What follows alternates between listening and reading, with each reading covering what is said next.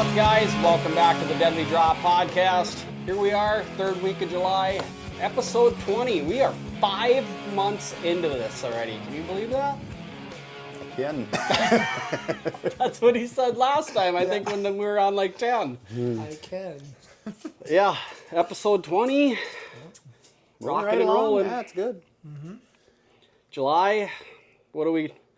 Mr. Nick over here, it's been a couple weeks. Yeah, a little MIA here for a week or so. What's been happening? What's new? Nothing too crazy. Just kind of wrapping up baseball season. So one kid's done. Now I'm just waiting on the other one. He's got state this weekend. Oh, so, nice. yeah, down in Rogers. So One last busy weekend, and then Yep. then you're free, or are they doing some for other the stuff? most part. I mean, there'll be some football and stuff in there too. So From one to the other, right? pretty much Just kind of keep on rolling. Yep. Well, just keep the hockey sticks out of their hands. Yeah. That one thing about Pierce is they don't have a hockey team. no. You got to go to like Little Falls or Brainerd for that. So Yeah. that shouldn't be too hard. Yeah. Did you get to go scouting or anything when you were over? Because you went over Yes. to Wisconsin over the 4th, right? Yep, I was there for a week, and I didn't get to go out a whole lot. We were on the boat a good amount of the time, so doing some fishing and stuff like that, and then we were kind of in Duluth as well there for a little bit of a stretch too. So other than that, it was kind of just bouncing from lake to lake and back to the cabin, so I didn't really get to see a whole lot. So, but driving back from the lake, I mean, there's a lot of woods and timber in between there, and I didn't really see anything when we were kind of going back to at night. So, but no, didn't get to really look at any new area or anything like that. So, There's not a lot of like big egg pockets over in your area over there, is there? no, Yeah, it makes it pretty tough then to try and go out glassing if you can't get on, an alfalfa or a bean Right. field or whatnot. But yeah, it's mostly like barrens and stuff like that around our cabins, and it's pretty thick now too. Obviously, I mean everything is right, but so I know when they burnt it, you could see really good, but now it's just hairier than all get out. So everything exploded. Yeah. Yep. So between that and the woods, it's pretty thick. So, but no, didn't Right on. get to see a whole lot. So How about you, Ryan? Been food plotting, really.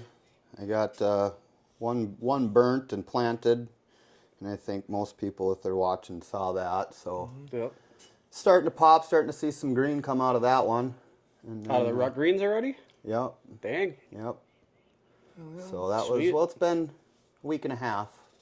We've been getting good rains, so Yeah. I that think helps. that'll turn out good. It is a little grassier in a few spots, but I don't think that's gonna make or break it where it got good seed, so. Yep.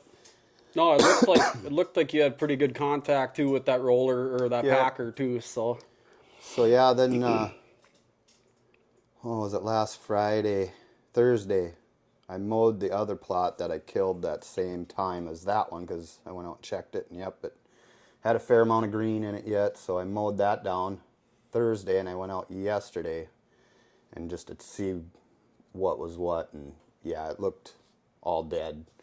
So I had that little rake and I drug all the duff off of it and scratched it up a little bit, and yeah, gonna get it seeded tomorrow and get it packed. And hey guys, real quick before we get too deep into this thing, just wanted to talk to you about a couple things here. One thing, fall food plots are on our mind. We're into July now. Just wanted to say, if you guys are looking to plant something different, if you haven't yet tried any Monster Bucks product, this is one of our go-to fall blends. This is the Monster Bucks Rut Greens Cold Climate Blend. This stuff does absolutely phenomenal. My pH level is not that great on my home farm here, and I put this stuff in last year, and it just blew my mind with how well it grew, how much the deer crushed it. It was gone by the middle of October because I don't have that big of an area to plant. But if you are looking to plant something a little bit different, head over to monsterbuck.com. And we are running a promo code as well for this product. So if you type in BOB20, that's BOB20, when you go to checkout, it'll save you 20%, maybe save you some money on shipping and whatnot. So give this stuff a try, guys, if you haven't. It is phenomenal. The other thing I wanted to talk to you guys about, or we wanted to talk to you guys about, is if there are any topics or maybe even some guests that you guys want us to try and get in connection with to get on the show.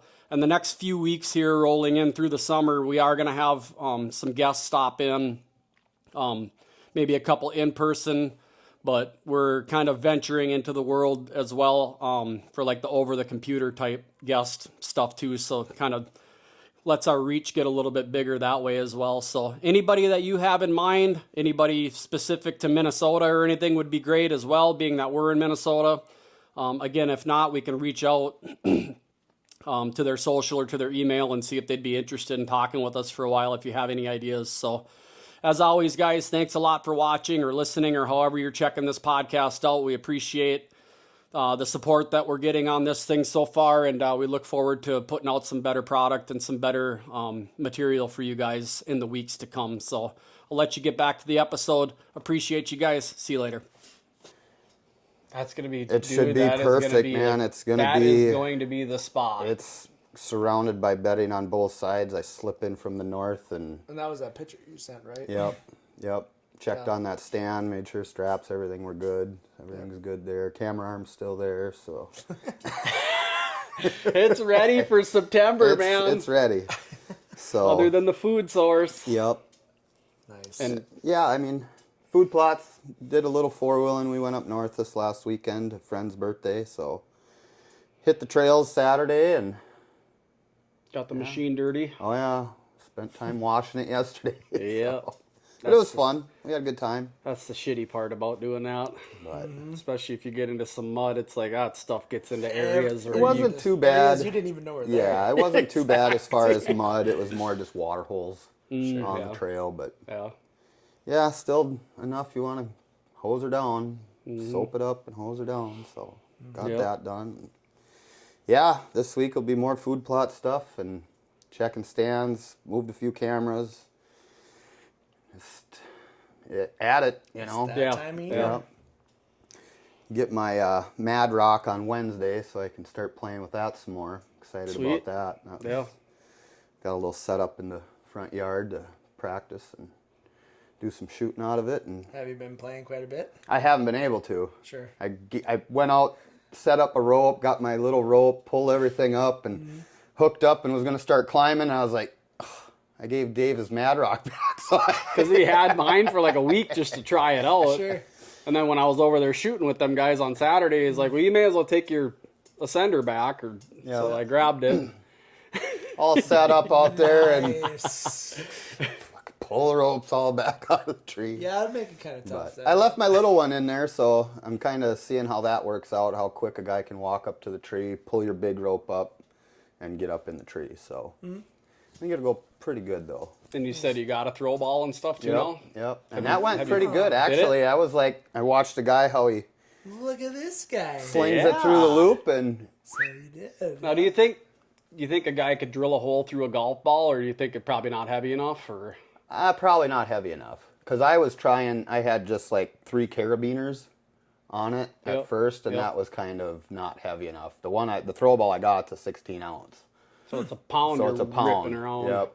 And that thing, I mean, it don't take much when you rig it right through the loop, how this guy does it. It's like, you just, like that, and that, It's gone. it goes sailing, man. And it's a little practice, you can stay pretty accurate with it. I mean, you're not going to hit, 30 feet up or, whatever. Right. Not right away anyway, definitely practice, but I feel it's definitely doable, to get presets out there in certain spots or whatever, so. Now you have to go out at night, put the headlamp on. And Yeah. I don't think that's going to happen. No, I don't think it's something you're going to do in the mornings. I mean, that's definitely something you're going to have preset. A little skinny rope out in a tree somewhere. Otherwise, bring your stick and aider and one stick it up, I think a guy, once you get that. And then if you wanted to, as you're coming down, leave a little rope in. And sure, if you want to go back to that spot. Right. Paracord's cheap enough. Yeah. Leave 20 feet here, 15 feet there, or whatever. So yeah. it just, I mean, kind of stinks because if you have anybody else hunting in that area, they Yeah, may but it's, mess with your again, stuff, it's but- cheap. It's not like they're taking your stand or your pegs Right. or your sticks or yeah. whatever, right? Right. So, Piece of rope. Yep. Yeah, exactly. but yeah, I'm looking forward to playing with that some more. It's Yeah, I mean, Pretty from cool. what I saw on Saturday, you know, when I was over there or whatever, obviously you had done it a little bit more Yeah. or whatever, but I was kind of actually blown away a little bit at just how quick you were doing it and how quiet you were Yeah. on top of it. It's Yeah. like, because a couple of the other videos that I had watched, they were pretty jacked dudes and they were kind of, I don't The think hip they had thrusting this, thing? yeah, Yeah. they didn't have the same setup as what you Yeah. did. So it looked like they were like Yeah. grinding pretty good to get up there. That's Yeah. why I was like, man, you're going to get a core workout. I'm not doing but- that.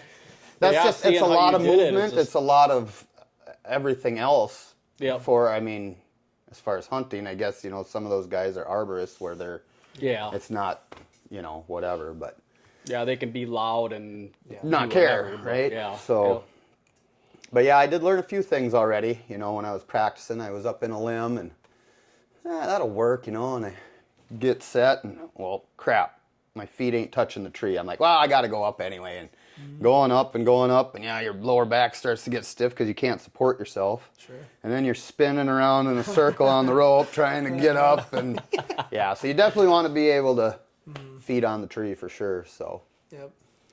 yeah. Have a little bit of a foundation. Yep. then. And don't forget to tie your little rope to pull your Yeah. loop out. 'Cause Yep, then you got to go otherwise back you're going up, back up. spinning all the way again. Yep. Same with one stick, and when we rappel down, it's like you have to have that rescue Yep. rope, otherwise You're going back you're up going again. right back Yep. up there to get your stuff down. So Yep.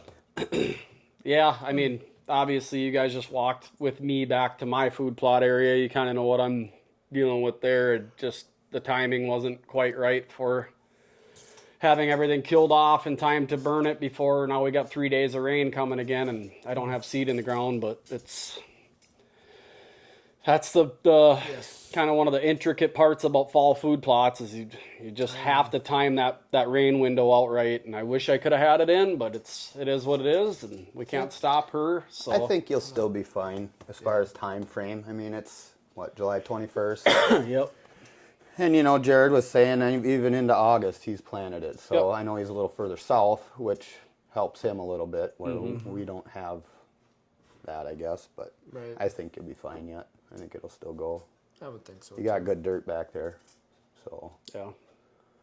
So yeah, hopefully this week, later this week, hopefully I can burn off at least that one area that's super, like almost like carpet thick with Yeah. grass. Burn that out. I don't want to have to work the ground again. I mean, I will if I have to, but I just. And I if don't you want do, all them maybe weeds just set again that and- tiller so it's just scratching. I mean, Yeah. just Just a basically couple cutting that grass inches, off the Off the inch top. or two. Yeah, I mean, Scratching the sod a little bit, but yeah. So that's my plan there. Hopefully get it in this weekend, and hopefully the weather stays true. And Yeah. Sunday and Monday we get some decent rains. Yep. Get that rolling. So kind of been out driving around. Did locate a couple decent bucks. Nothing like mega holy crap or anything, but some seeing decent something, ones, and Yeah. just kind of trying to round some new corners and check some hopefully overlooked spots. I mean, it's hard to tell with everything being so green, you know, if there's traffic in there and whatnot. But one of the spots I am somewhat familiar with, but it's just it's hard to tell. A lot of people go in there and gun hunt it, but I have yet to run into anybody archery hunting in there when I'm in there at least. So hopefully it stays that way. Yeah. Hopefully. I did 2 weeks ago. I proved out my water access. did you? And Oh my gosh, man. not happening, or It happened. I got in there and I Yeah. hung a camera up in there, but holy smokes. It was kayaking basically through rice the whole way. Christy came with me, and she stayed in the kayak when I got off and went to go in, because the first 100 yards of it is right now basically floating bog. So I was super nervous. Like every step, I'm like, let's not be like Kiefer. Let's not be like Kiefer. You know what I Your mean? arms Like, out. oh, dude, I'm grabbing handfuls of willows every step I'm taking, and like, cause I mean, So is this a as I'm- feasible spot to use as an access as you're hunting?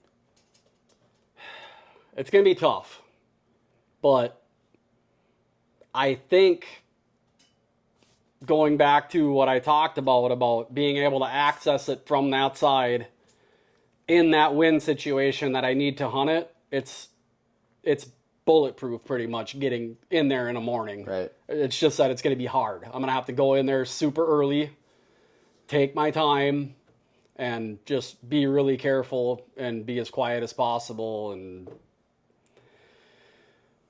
plan for extra time. You got It's a really camouflage life jacket you can wear? no. I had my red one on just because we were kayaking, and instead of stuffing it in the kayak, I just put it on, and I kept it on when I went in case I broke through that bog and I didn't know what was, you know what I mean? So it was like she wasn't gonna come with me Right. across that stuff. So, but yeah, I got across it, got back to where I wanted to get that camera set up, kind of remotely close to that saddle crossing that I had found this spring in there, and yeah, Well, that's cool. I mean, Dangerous, I can, sounds like. I can get there that way. It's just like I said, it's gonna be one of them 3 a.m. Yeah. drop your, you know, if you're, because my boat's not gonna go in there. It's gonna have to be a canoe or a kayak. So, I mean, there's extra paddling. You know, it took us probably a half hour just to get paddled up to where I could step out of the kayak and onto that to, you know, to make it that last 200 yards across that crap. And then up onto that ridge section. So it's not easy, but But it didn't go for naught though. it didn't go for No, naught. No, true. So Yeah, that was pretty cool. yeah. I ended up getting pictures of a pretty nice one in Did ya? there. 2 days after I hung that camera, I got Nice. pictures of a pretty nice one in there. So Well, that's yeah. motivation for sure. Then. Yeah, you know? and that's where it's kind of like, and you know, watching and listening to, you know, some of the greats that are doing it year after year after year. I mean, those are the kinds of things that they're picking out, and they're going where guys aren't, and they're getting there the way guys aren't, and the deer's know. there because the guys aren't. That's exactly, right. exactly. But that being said, that day that I got them pictures has been the only day since. Oh, really? So yeah. Oh, okay. So now it's like, do I go in there and adjust it?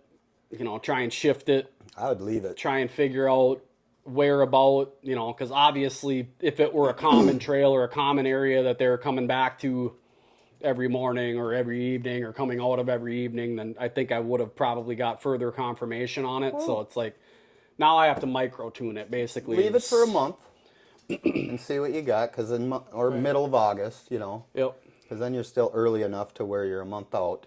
If you want to go in there and move it yet, you can. Yeah. Yep. You know, look at your topos and say maybe they're moving this over here more, or this side of this ridge. Yeah, and it's so hard too, because it's almost like a turkey foot ridge section, and there's a couple bowls obviously between each talon, if you want to call them that, or each spine. right. And it's like, you know, obviously talking with Jared last week and stuff like that, you start to recognize those thermal hubs and stuff to where you know that they could get down into, and you know the thermals are gonna everything's gonna be in their favor. The swirling wind, the thermals, all of that stuff coming up to them or coming down to them.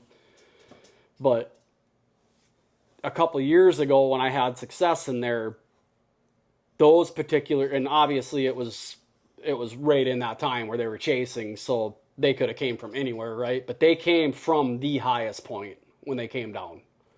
So whether they bedded up on top of that highest knob and then worked that ridge section down, or did they come up out of the bowl a ridge over just to come up over the top of it? It you know, I don't know where that doe was when he followed her, Right. other than where I could Where see you she saw was them. working her way down to me, but I don't know where they were bedded. I would have thought with, you know, because it was late October.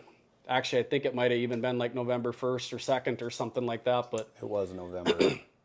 I would have believe, thought early they would have, November. if they were bedded on top of that ridge in that situation, they would have been facing down to the ridge that I walked in on, because I was hunting a west-southwest wind in there, so the wind would have been at their back. They'd have been facing down toward where I walked in. I would have thought that they would have seen me, but maybe not. Maybe I don't they know. were on the next ridge over you, you know. Who knows? Right. So there's all that to consider, and just honestly just not having a whole lot of time in there. I went in there at the key times of the year before, and last year I hunted it a couple times and didn't see a deer in there. So it's luck of the draw sometimes. yep, too, right? just that key. There's no.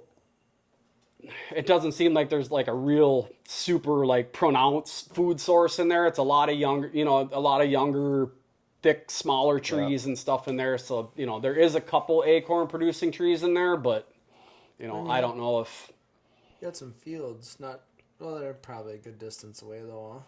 yeah, Fields? on Spartan Forge as the crow flies from where I pinned the area, it's about 700 or 800 yards from a ag field, which is ain't nothing nothing. for them to come back to in the morning Especially or whatever. if that's but- the closest food for them. right. You know. So yeah, everything on the opposite way of it, it's all swamp and flooded, just nasty, thick, basically unapproachable stuff unless you're bringing a fan boat or something in across it. It's swamp for a couple miles. So it's just really going to be hunting key days and getting in and out of there as low impact as possible is really going to be the only way to micro tune it. And I don't want to hang 10 cameras up in there and just have eventually someone else is going to be in there, and then having people messing with your cameras. Especially and if stuff someone like that. sees a bunch of cameras in there, they're going to go, what's There's going a on? reason, yeah. So it's like it's really just going to be a matter of trying to get in and out of there, and hopefully at least have a visual on where you can start moving around and hopping around and getting on some heavier trails and stuff like that. So Oh, you did it though, so that's cool. yeah, proved it out. As it gets colder and that stuff gets harder and drier, maybe it'll make it a little bit easier, but I don't know. Yeah. It could be the opposite. You add an ice layer on top of that shit, Well, but you then might you sound gotta like think, a bulldozer coming Well, not through only it. that, but can you paddle over to it then? Exactly. Yeah. So there's a lot there when it starts getting cold if you can even access water And then, spots. just thinking about it out loud, when you want to be going in there in October and stuff like that, I would have to believe that I'm going to have a lot of duck hunters in that area just from that type of marsh habitat. I think there's going to be a lot of people in there duck hunting, so which may help with access. I mean, you may have a little bit more activity, more noise in that area to where you could, slip up over there and use that in your favor, yeah. yeah. So we'll see. I don't know. I'm excited for it, but at the same time, it's going to be daunting. It's a tough spot to get to, but I just know if I continue to access it the way I have been, you maybe get one good hunt in there, maybe two, and then it's just going to be Shot. Yeah. So with anything, right? I mean, try and change up your access points. Try and keep them on their toes or whatever. So it's Try not to overdo it. so yeah. Cool. Other than that, other camera activity, I haven't had diddly. I mean, Mine's been just does and fawns, and really just does and fawns and a few small bucks. Yep. So, yeah, That's what I'm getting to until my plan runs out. Then it just sits there. Or I get trespassers that like to drive up and down that road. Still getting them, I huh? had a couple more when I was over in Wisconsin too. 2 different days. No plates, no.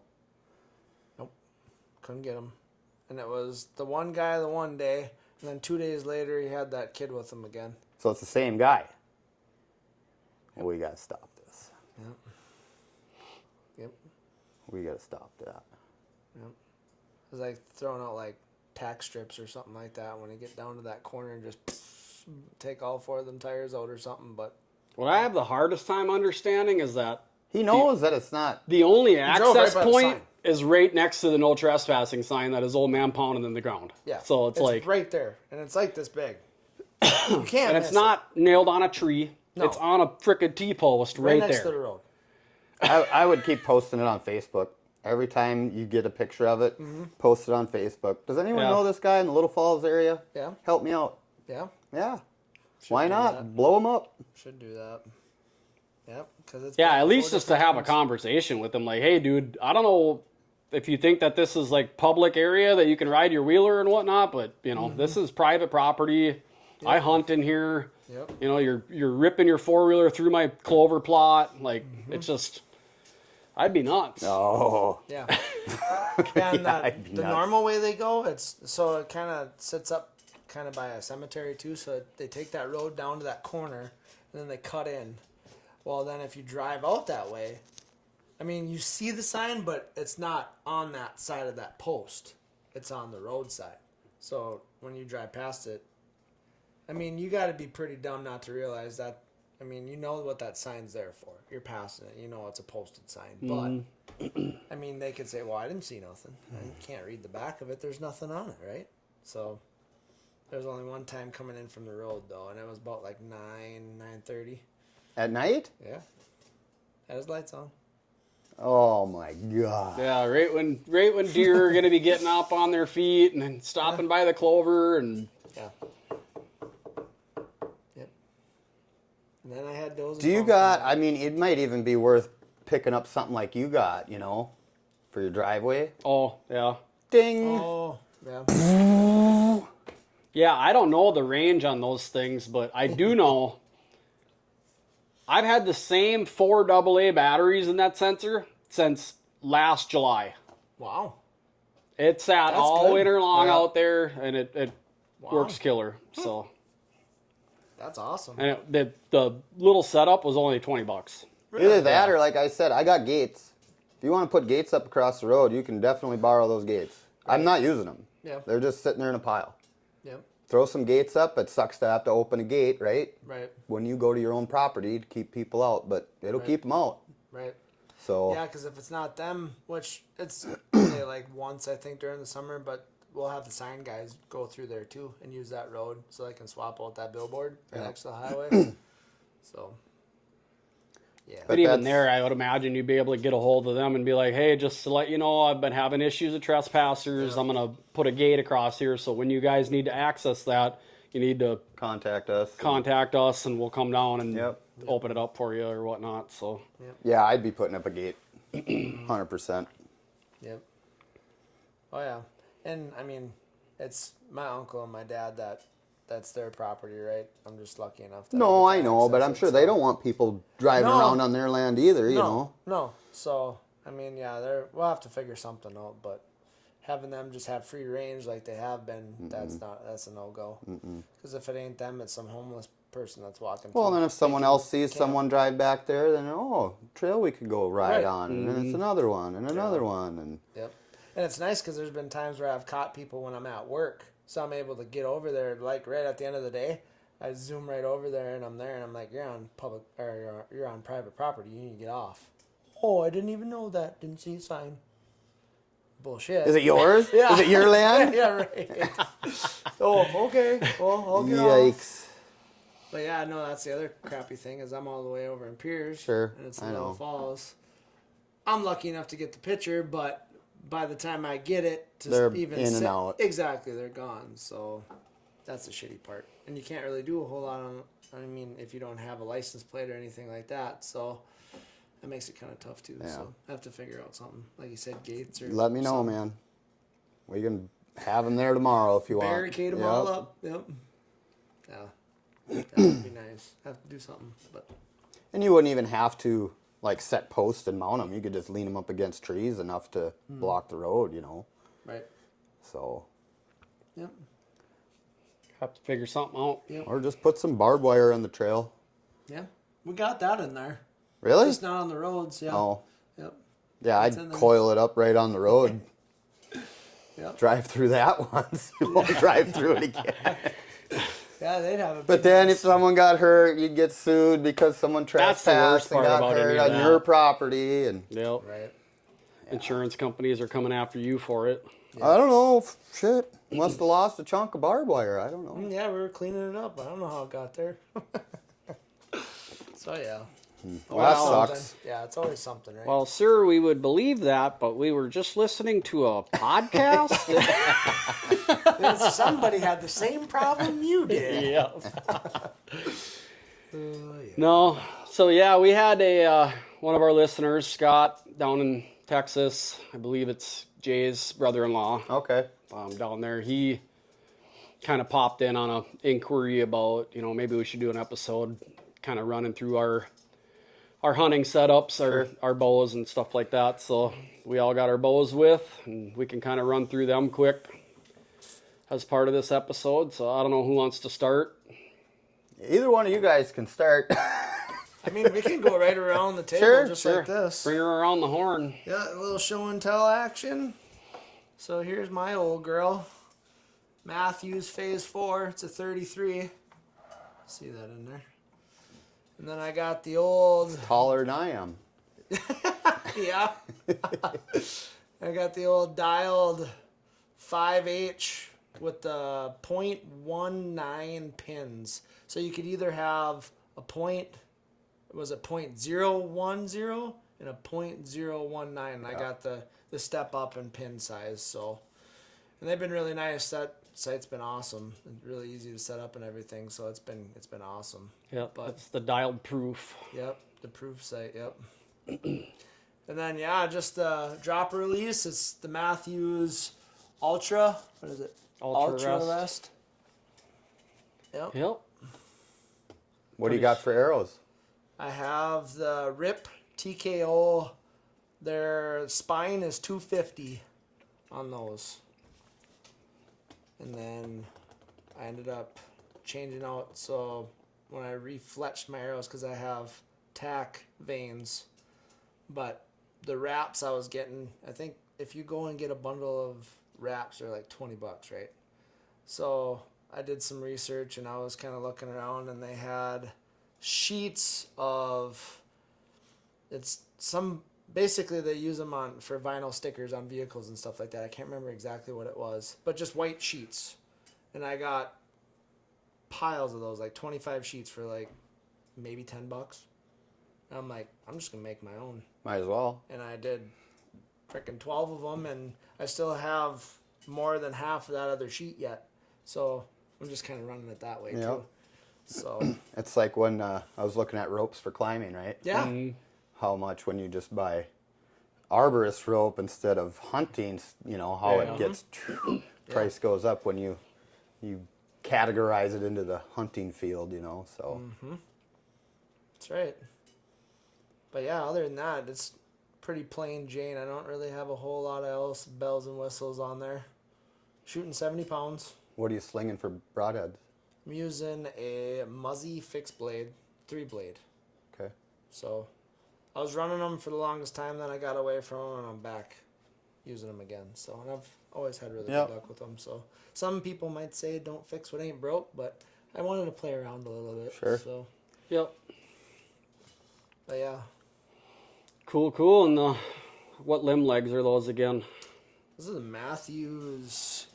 Looks like They're not Engage the limb they're not legs. the latest engages, but the second gen or something like that. Yep. I believe they are. So Yep. yeah. Used a turkey hunting and they worked great. The only thing is, you ever get on a hill and stuff like that, then they're That's with any limb legs. Yeah. It seems like. Now, is that adjustable at all? Or is that that's pretty fixed. much set that angle your Yep. bow sits at is that way? Have you had issues with the arrow getting in the dirt at all? No. No?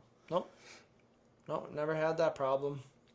I like that because it keeps that cam up out of the dirt. Right. The ones I got are just snap-ons, but then, your cam's sitting there in the dirt. Right. I did get one. It was just another bow holder basically, and it just had a bigger base and then an arm that came up and kind of 90'd over with a little hook in there where you can kind of slip it in there. But it's like this big. Yeah. I'm like, Yeah. I like that a little better. I did like that idea that you had though, where in your blind where you had that shepherd's hook. Stick that in the ground and just kind of hang It's so on. slick, dude. That's a good idea. That is a good idea. It's awesome. It sucks to bring around with you, but When it's you're setting up a blind, Yeah, typically, it's you set planted it in there. and then you leave it. right. You're not Yeah, taking if you're it not out going to with move you. your blind around, to have a bow hanger or a bow hook right there, Yeah. You know, and I haven't tried it with those tied weed blinds. Some guys, they'll tie a deal from the peak of the blind and hang it down, and you can hang your. But I don't know if it would implode that. I don't know. They take pretty good snow load before they go down. I will say. But yeah, dude, to have your bow right up in the air to where you're just there. glancing over and grabbing the grip and picking it off of there, it's so nice. Because even here, you got to reach down Yep. a little bit, that movement. Yep. Try And you were with me steal when I had to do it. I mean, we had that little bit of a grade, that uphill grade, so it wasn't too bad. So I mean, it was kind of like this, right? Yeah, yep. So I mean, it wasn't too bad where I was able to kind of reach down and grab it and stuff like that. But yeah, if because I was thinking about putting the blind there next year, just to kind of have that idea where it's literally right there, just walk in and just go like you're in a tree, basically. Yep. Yeah, if you think you're going to leave it somewhere, then absolutely, stick something in the ground. That's actually part of like a bird feeder hanger that I took a couple sections off of it and kept the bottom that you could stick into the ground and stamped it in there and just hung my limb from it. So works pretty slick. Heck yeah. Cool. Yeah, I like that bow. Yeah, it's a nice bow. Really nice. I've had really good success with it and no problems so far. I should knock on wood, but yeah, it wasn't one of the bad limb phase 4s. because weren't they cracking and stuff like that? Yeah, they had lambing. a bad run from their. I believe it was the first Because of that limb rubber manufacturer that that they had, so I believe they switched companies. But they lifetime warranted the phase 4 and I believe the first gen lift for the limbs, and it's transferable. So if you sell this, the next guy that has this bow, if any issues happen with these limbs, Matthews will replace them. Oh, nice. So yeah, Cool. so yeah, they found a mistake. They had obviously took the egg on their face. They corrected the problem and Move forward. move forward from it. So Yep. Yeah, and then the only other thing I guess I did add is these silent connection system buttons for hoisting the old bow up into the stand and stuff like that. So that was kind of nice to get in. And actually, it comes with a, what do you call it? sling. Yeah, where you can, Over your shoulder. yep, loop it on those two buttons and put it over your shoulder and That go. would be nice too. Yeah. Especially in the cold when you're coming back and your fingers are frozen, you're trying to carry your bow still and switching hands. Switching hands. I've Trying done to that warm so up many the other times. pocket. And You're walking back almost a mile and your hands are throbbing and you're trading Toss it off. back and forth. Yeah, but cool. No? I suppose it only gets worse from this one. yeah, so we'll go down to the bottom. We We probably go should- next, Dave. Probably should have saved his for last because he's got the latest and greatest. But this is my rig. This is the going back a few years from what Nick's got there. The V3X29 dialed proof sight. Mine is the Mag 3V, so it's a 3-pin vertical. It does have the. I'm not even sure if you could see that in there, but The light. it's got the light that you put back over the sight window and click the light on and illuminates your pins if you're blind And those hunting are or nice. or whatnot, or even if you have some vision deals, just a stock stabilizer on it. This is just a little flat Matthews. Slide it in and twist it. Yep, Yep. put it in there and twist it on there. But other than that, pretty stock bow. I mean, I have it cranked. It should be slinging 70. I'm questioning that now after pulling back those lifts that were at 70 because those pulled back a lot harder than mine did. So Really? And I don't know if their cam system changed from this to that. I think did. it did. Yep, Sure. it did. And that may but- have something to do with it too.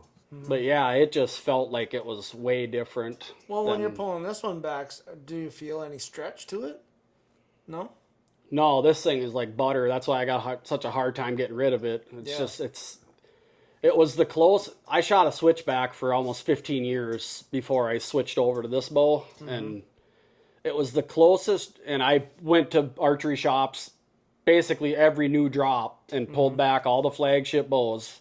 Yep. And none of them felt as smooth as that switchback did, which you got that XT. It's that draw cycle is hard to beat. You can't and beat it. Finally, this thing came out, and I was contemplating buying a V3. That was the year before this one, Yep. because that one was pretty smooth.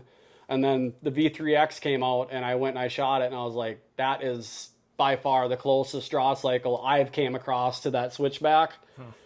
So I kind of fell in love with it, and I'm having a hard time upgrading. It's kind of like that switchback was for me. It's just I'm killing deer with it. I'm so comfortable with it, and it's a little touchy to stay super consistent with, and that's just with your smaller axle to axle. But it's I don't know. I'm so used to it and comfortable with it that I got a hard time moving away from it. So. Well, don't fix what ain't broke, right? I almost did. The Lift X is pretty nice. Did you shoot it? Oh yeah, you did shoot it. Yep. I didn't. It's just It's probably good that you didn't. Exactly. But yeah, again, it's like going back to don't fix what's not broke. You know, I've never been a person that needs to have the latest and greatest all the time either, anyway. So it's like it kind of suits me, and it's what I like. And not saying that there's not faster, quieter bows out there. I just happen to like this. So yeah, it comes back to what you like, what you're comfortable with, what you feels shot. good. Yeah, And you know, once we pull mine up here, it's going to be, you know, it's older, right? But I put new string of cables on it and keep it going, and I don't have no problems with it. You know. Yep. That's right. Yep. So. That's right.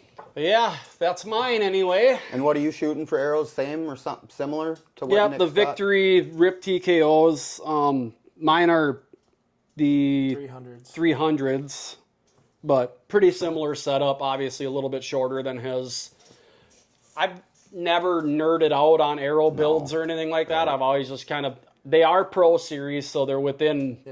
You know, 1,000th or whatever it is of straightness. Pro V1, I think they're called. But other than that, I started shooting those G5 mega meets, and I had success with them so far. So I've kind of been a little bit of a broadhead jumper over the years, but you know, it's kind of nice to try different things and switch it up. But I got a couple packs of them. She got me a pack of them last Christmas and stuff, so I will probably be shooting them for the foreseeable future until they're too beat up to where I can't. But unless I really have a major malfunction with them, but otherwise, man, those beasts are looking pretty nasty too. But talk about indestructible, right? Indestructible, and with the blade shifting, you know, around bone. That to me sounds like a pretty awesome thing to come up with, to where that thing will pivot around a bone or around a rib, you know, instead of having to cut through it. Right. Or it'll deflect. Yep. So but it still might deflect some, but I don't think as much.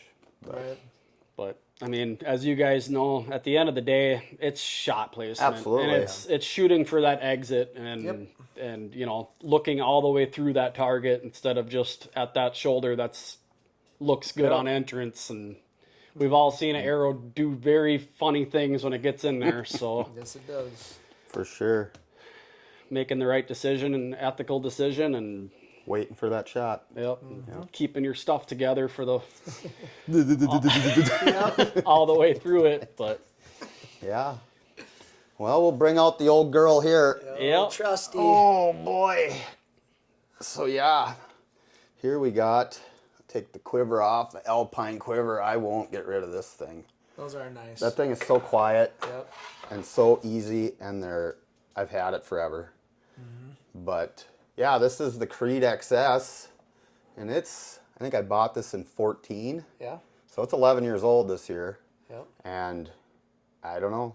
Like I said, I got the old Trophy Ridge drop away where there's not much holding it in there. So you know, it definitely helps when you're drawing to keep that steady draw and do that. And I would be very curious to, like, if there is a number floating around out there, to find out how many of those rests them guys sold. Because it seems like at one time, everybody had that Trophy Ridge drop away. I have a bow that has one on there right now. I do. My switchback is still downstairs, still has that same exact rest on it. When I got this bow, I put off my XT, I put this one on it. And a friend of ours had one and he didn't like it, and I'm like, I'll absolutely buy it so I can put it back on my old bow. But Yeah, and then dialed. What was this again, Dave? The MX or the MV1? Yep. Yep. The yep. MV1. The Mag 1. Yep. And yeah, I'm more of that single pin style. I always have been, and yeah, it's a pretty sweet sight. I'm really happy with it. So, but yeah, 70 pounds and tried and true. Killed a lot of deer with this bow. So, yeah, for sure. Yeah, I mean it's hard to leave what you're super comfortable with, Yep. and you know when you get in those situations where you're cold and stiff, and you know you're pulling your bow back, and you're still ethically, efficiently pulling off shots that are. Yeah.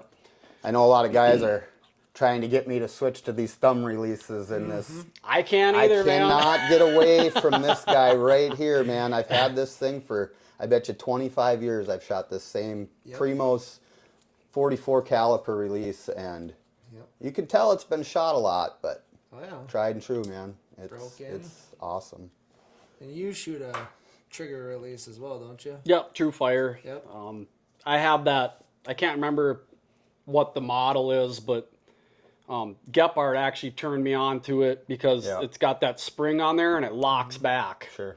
That's So nice. so when you're sitting there, if you happen to reach for something or whatnot, you can lock it back to your clothes, and you're not clanging it off of stuff. Or climbing or whatever. yep, you can any of have it that stuff. on, and you don't have to worry about Click it it, clinging, clanging. Yeah, I'll usually pull my sleeve back and I'll lock it back, and then I'll put my sleeve over the top of it. That way, when you're climbing or grabbing stuff and whatnot, it's not clanging off of shit. But, Right. That's right. Yeah, I used to have that same release as well, and it wasn't. What was it? In 2000 and oh boy, I'd say when I got my bear, it was in 2009, and that's I think when I got that thumb release. Because whenever we go to Wisconsin and we're there for that week, 2 weeks when we're hunting over there, we always watch monster bucks, real tree all the time. Yep. And when we had a tape, and I remember seeing Lee Lakoski had one, and a few of the other guys where they had thumb releases. I'm like looking at the old man. I'm like, I want to try that. And that's when it was the year after or whatever. We ended up. He got one, and I got True Fires, 2 of them, and we're still using them to this day. Yeah. And they're awesome. Yeah. I love mine, but yeah, I'm sure it's. You shoot something for so long, you're so used to that. You got your anchor points, you got all that stuff. It's all muscle memory, right? Yep. So it's nice to have that too. So no. Yeah, and it's what you're comfortable. Again, it's your comfort, Yep. and it's what you like shooting. It's like, go back to these arrows. I've been shooting those 5mm Easton Access arrows for as long as I can think. They're back. a good arrow, man. So have you always been carbon? No, I mean, years ago I shot some aluminum. Yep. But that was, Oh yeah. still shooting fingers, But other than that, yeah, it's been all carbon. Yep. So Yeah. since I've been hunting, Sure. it's been carbon. Sure. So Yeah, those accesses, man. I shot them things for the longest time too. yeah. I still have some for my switchback. Yep. The only thing I might change is I might drop, I think those are the 340 spines. I might go to the 300s when I get new arrows and see. Stiffen them up a little bit. Yeah, I don't know if I should make them longer. I guess I haven't really dug into it a whole lot, but Right. yeah, I still shoot that same NAP double cross 4-blade expandable that I've not lost a deer with it yet. Don't let me forget, I have a brand new one of them that Do you ya? can take. Yeah, Yep. I'll take it. Yep. Because I always have a backup Schwacker or a backup Muzzy for a yote or something that's running through or whatever. But yeah, even if I'm doe hunting, I don't like to always use my favorite or best broadheads. I'll use a Schwacker or something. But that's, I have not lost a deer with those yet. So Nice. But again, it's that shot placement. Yep. And Yep. I will say with that broadhead, I have not gotten a pass through either. I didn't either when I shot them. No, but the blood, I've watched almost every one but that one drop. Well, that's So, but lodged in the opposite shoulder and good. Yep. tore them up. So I don't think they make that broadhead anymore. Yeah, they still make them. Do they? Yep. Oh, They're not okay. like advertised, or you don't see them in the stores very often, or very selective stores, but Sure. you can order them online, or there's a few, like I think I saw them at Runnings Oh, okay. and some other stores, but Yep. Yeah, they're out there yet. So. Nice. Yeah, dude, going back to these proof sites, I'm still just blown away because this is my first mover site that I've ever used. But I, again, went to the range and, you know, obviously you have your routine 20s, 30s, 40s, 50s, whatever. But, and then you just start to go, I just wonder really how accurate this sight tape is for my bow. Right. And I cranked it. Drew back, made sure I had clearance on my arrow, and cranked on my sight tape, said 96 yards. Ranged it, 96 yards. Pew!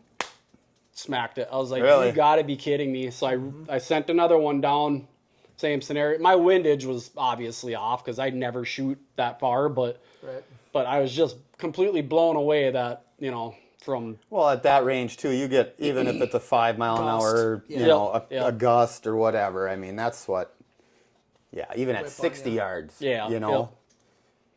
yeah, I mean, just how they could map out those tapes,